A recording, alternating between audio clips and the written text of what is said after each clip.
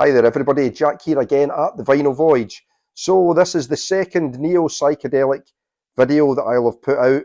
I really enjoyed doing the first one. It's one of my favourite genres of music, and it's also been my most well received video to date, so I thought, you know what, why not do another one?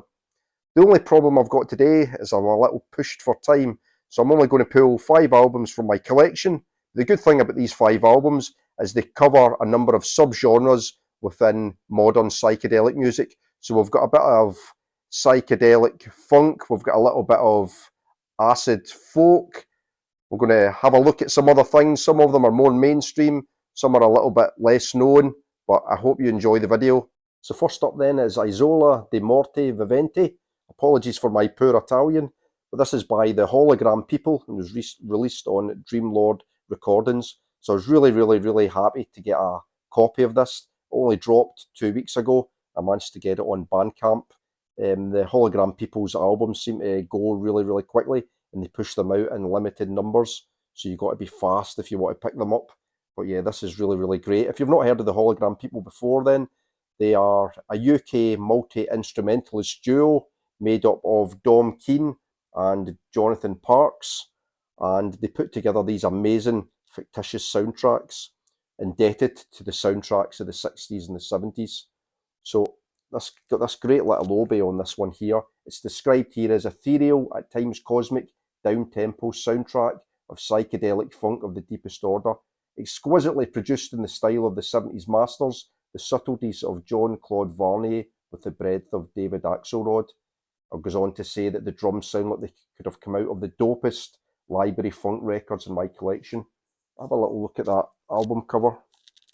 Like I said, this is a fictitious soundtrack by the fictitious director Giuseppe Giovanni. And it's got this whole story in the background about how this film got shelved by the producers, or not by the producers, by the distributing company, because another film came out at the same time that they wanted to give more, that they wanted to advertise and promote further, and this film got shelved and became a cult classic over the years.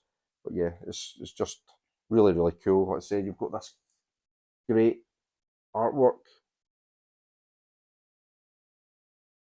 The music on here is absolutely brilliant. You've got these like kind of ethereal 70s female backing vocals that go along with the soundtrack, and the synthesizers. You've got these great like kind of Italian sounding acoustic guitars that drop in and out.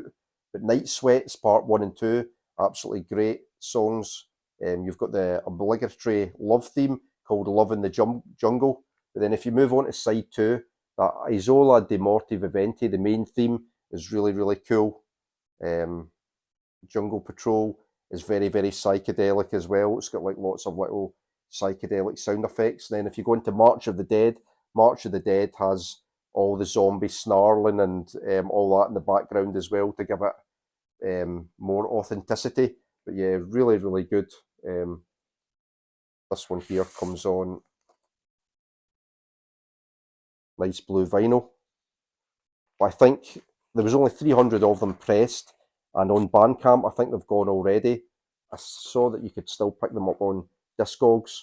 Yeah, really good stuff. If you think of like Italian horror from the 70s, like Lucio Fulci's Zombie, that's exactly the kind of soundtrack that this belongs in, that kind of same genre. But really good, something a bit different. So with the Hologram People soundtrack, you've got all those great squelchy 70s sounding synthesizers, lots of great little background effects, that really tasteful acoustic guitar that goes through it, those 70s ethereal vocals. It's really complex, loads of attention to detail, really well put together. But now we're going to move to the other end of the neo-psychedelic spectrum with When by Tomorrow's Tulips. So this was released in 2014 on Burger Records, and this is the work of, I think, 2 of these guys were ex-pro surfers. So they're a Southern Californian band, and they really sound like the most blissed out, stoned, relaxed three-piece that you could ever imagine. They kind of sound a little bit like the Velvet Underground. Some of the songs sound like the Velvet Underground if the Velvet Underground had moved to Southern California and picked up surfing. But you know something, they don't even sound like they've really learned their instruments that well. It's really, really lo-fi, but at the same time, they don't really sound like they care, like they've not learned their instruments overly well. It's just like kind of blissed out, um, chilled out, 2 3 minute pop songs, which I really, really like. Yeah, it's excellent. The one thing with this is, as well as sounding kind of psych, there's elements of grunge in there as well. It almost sounds like really early Nirvana from round about kind of Bleach period. But yeah, some of the great songs on here. I love this textured cover as well. It's really, really nice.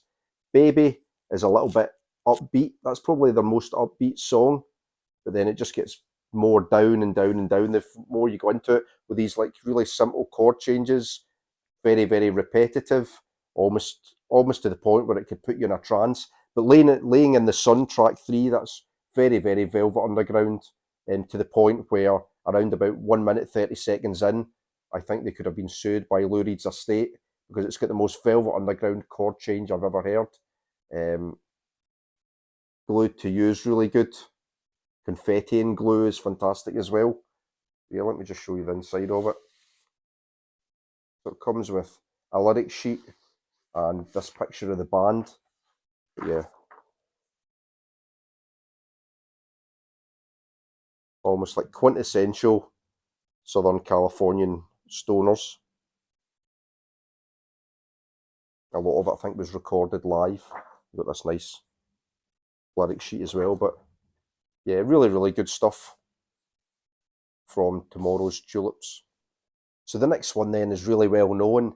It is the amazing MGMT with Oracular Spectacular from 2007 on Columbia. So MGMT, a duo out of New York, again, multi-instrumentalists. You've got Andrew Van Wingarden and Ben Goldwasser. And these guys, I think they're almost like future psychedelists, if that's a term. So, you know, their music's really, really upbeat. It's really dancey. You know, this album spawned those 3 big singles, Time to Pretend, Electric Feeling Kids, all front-loaded on the first side of the record. But again, they're still looking back as well. They use these amazing 70s vintage synthesizers. They've got those great tribal drum beats and loads of psychedelic guitar as well. So they're a band really that are really, really danceable, which I don't think a lot of psychedelic music is so much, but yeah, these guys really seem to meld the kind of future and the past really well together. All their subsequent albums as well have been great as well, and I think they've just got a new one that's just about to drop, or it just has been released, but I'd love to hear that as well. Really, really good stuff. As much as all the big singles are on the first side, I think I actually prefer side B. I love Pieces of What. It's a brilliant song. Of Moons, Birds and Monsters is great as well, but yeah, what a great band. Really, really good stuff. So while futurists like MGMT look forward for their inspiration, Stephen J Mamus, the ex-Pavement Man, definitely was looking to the past with traditional techniques from 2020. This is on Domino Records. And this is a very acid folk, early 1970s acoustic album. I think the concept behind it was that Stephen Malcolmus had a studio full of different stringed instruments and he wanted to bring them together on an album that kind of celebrated the early 70s acoustic psych. And he does it to absolutely amazing effect here. The first side has got some real beautiful droney acoustic songs. ACC Curtain, Giant Man, especially, an amazing Shadow Band as well. I would advise you to check out Shadow Band. The video for it's absolutely bizarre. It's got all these kind of drony acoustic sounds, and the producer on this is Chris Funk from the Decemberists, and he expertly builds up these different layers of acoustic stringed instruments, a lot of them with this kind of Middle Eastern flavour to them. They almost sound out of tune at times. Yeah, Flowing Robes is really nice. It's got a lovely little descending chord progression on the second side. Amberjack's really beautiful as well. This second side is a little bit more kind of just traditional acoustic, almost veers into country and western at times. But it's, I would say, a little bit more Crosby, Stills and Nash sounding. The first side is more psychedelic with that kind of Middle Eastern flavour. If I show you the inside of it and the list of different instruments that they play on this, it's really, really cool. There's actually a Middle Eastern musician who plays on here, Kais Esser. I believe he was from Afghanistan. He plays something called the Rabab, which I don't actually know what that is. Yeah, there's loads of great instruments on here. Electric and acoustic guitars, pedal steel, dobro, Weissenborn, Moog, auto harp, Kaval, Udu, Daf. Don't know what any of those are. And even Spooner Oldham, the legendary Spooner Oldham, plays on this as well, the Wurlitzer organ. So yeah, really, really great. Absolutely love this album. Very, very, very mellow, easy to get into. But yeah, some of that first side especially with Giant Man and Shadow Band are brilliant. I also like the way that Stephen Malkmus doesn't just look to the past. So while the music sounds very acoustic psych from the early 70s, Stephen Malkmus's lyrics are like bang up to date. He sings about rivers of Red Bull and emojis and other assorted gibberish. But it's really, really nice juxtaposition between those kind of modern lyrics and the traditional techniques that he uses with the acoustic instruments. Yeah, highly recommended. Traditional Techniques by Stephen J Malkmus. So far then, I've shown a few different genres of neo-psychedelic music. This last band though, they mix them all up. They tear up the rule book, they mix them all up together and create the most amazing electric psychedelic soup around. That band is the amazing Kbin out of Houston, Texas. This is their third album, Mordecai, from 2020. So it's the first album that they released that has singing on the album. There's some vocals on there, and it didn't really seem to fare as well as the first two. I prefer it to the first two. It's not that I prefer it, I think it's even better than the first two, and I like the vocals. They don't sound like they've been delivered by natural singers, but I think that just adds to the charm of the album. Look at that psychedelic artwork, really, really cool. It's a lovely, well put together gatefold, this.